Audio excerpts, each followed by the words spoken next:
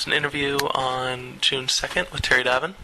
Well, Terry, could you briefly describe your community in the way, setting that you see it right now? It's a rural community, but is one that has a little more cluster of population in it, with our closest little village being Rogersville. It's a farming community, at least it has been traditionally a farming community, and it's actually moving away, seems like, from farming as the industry of coal and gas and coal bed methane seem to increase. We tend to have less farming because one of the things that happens around here is actually the coal industry itself buys the farms out because the water may be damaged or the land may be damaged, so they just buy the farms out. So we're losing a lot of population as well. But we're kind of a quiet community here, very quiet. At least it used to be quiet. We have a farm here. We sell produce. We pretty much do it on the honor system, and we've not had any problems in 10 years, maybe a kid or two, but we have very good customers. Wells are going to be in this area. I just know there's a section that we call the Green Valley section, and then there's the Green Hill section.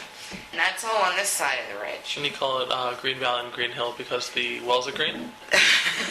That's what Consol calls them. They call them green, so it's very interesting. We have batteries all along here, and you passed a place where they actually decant the waste, where the trucks pull in and they decant the waste into these trucks, and then the trucks disappear. We don't know where they go. I haven't figured that out yet, but since I think the only place to take it is Indiana County right now. But here, they actually have a permit to dump it in the slurry ponds up here. That's very disturbing.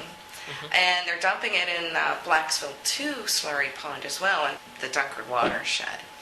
And as you know, Dunkard Creek, 40 miles of Dunkard Creek was killed due to coal and coal bed methane and Marcellus waste, basically. It was a trifecta of pollution, of toxic waste that killed Dunkard Creek. And so, according to the permit I read up here, they're going to put in a reverse osmosis machine to clean slurry and coal bed methane and Marcellus waste. I'm not sure which way it will be split, how it's going to be dumped, because this is a high quality watershed. Yeah. So they have to be a little more prudent about how they want to dump into this stream. And some of it's going into the Enlow watershed, which goes into the Ohio River Basin. Here we're on the Mon River Basin side, sub-basin side. Basically, you know, we've been a farming community. We've always been growing our own foods and helping each other and putting up hay, things like that. Great neighbors. We don't talk every day, but in the country you have good neighbors whether you see them now or a month from now. So we've been pretty fortunate with our neighbors. And like I said, living here along this road has been very entertaining. We've had, usually we average, since we've been here, an accident every 2 years. Someone has an accident out here. A miner falls asleep. We've had that happen twice. We had a coal miner going to work, wiped out our gas meter, sheared it right off, and fled the scene. And I had to, because the state police wouldn't, chase this gentleman down, and I found him.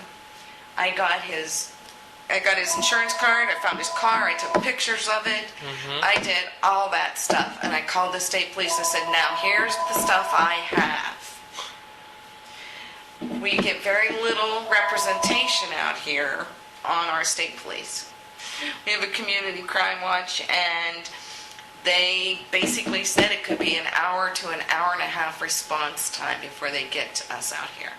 It's kind of discerning because we did have a murder just up here last year, a home invasion. A 67-year-old woman was murdered. So to hear an hour and a half response time, So a lot of us are now just preparing how we can take care of ourselves and what we can do to help each other and just take care of ourselves. But the Marcellus issue seems to be an issue where landowners that I know that signed leases are concerned about the impacts that it'll have because they didn't realize when they signed these leases the water issues, total destruction of farms, basically. When I see pictures of farm and when I hear about them, I'm like, oh my gosh, is this what's coming? Is this what's heading our way? That's a little scary. That's a little scary. And our business depends on water. We have a hydroponic greenhouse. That's what, we have 600 tomato plants. We have 100 cherry tomatoes. We grow cucumbers. And waters are, we use water too.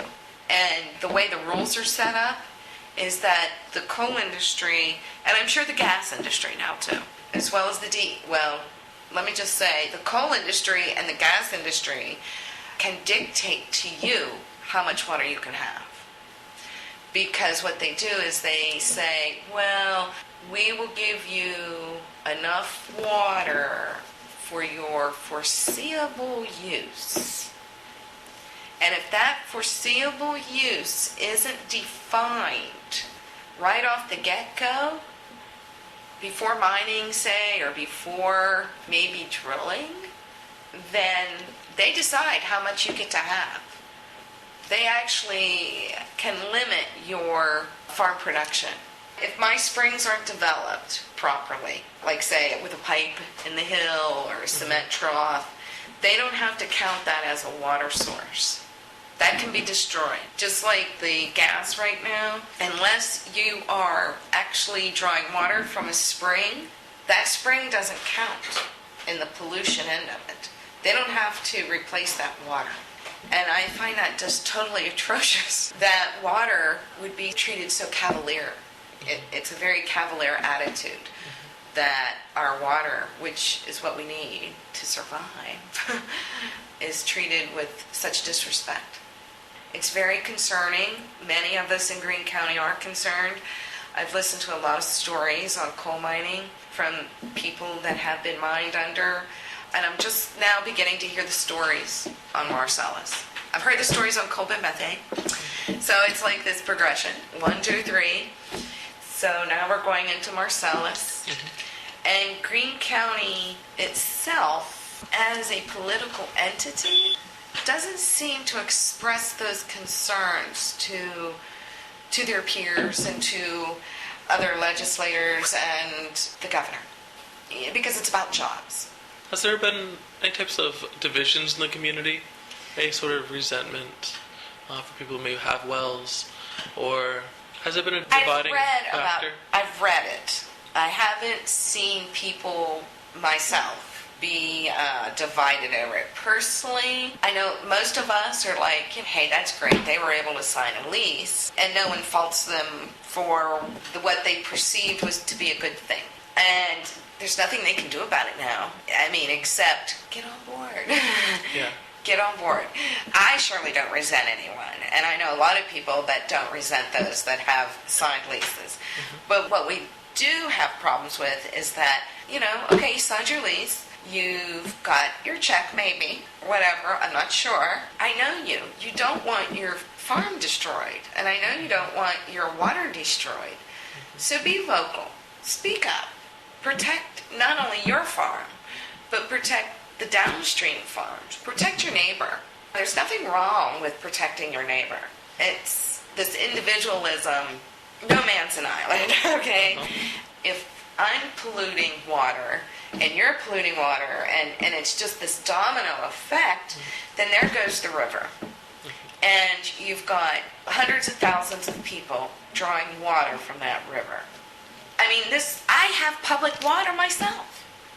I have 3 wells, I have 4 springs, and I have a water line.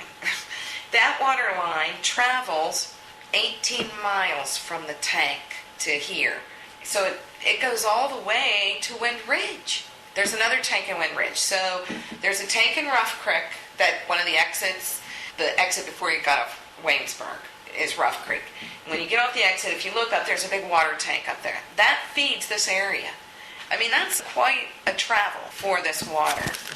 And then Wind Ridge has a tank. And it's like, how can a river that is under stress anyway, because of lack of water maybe flowing into it at some point between the headwaters and Greene County, I'm sure flow has changed. I mean, how do you keep giving how can a river keep giving?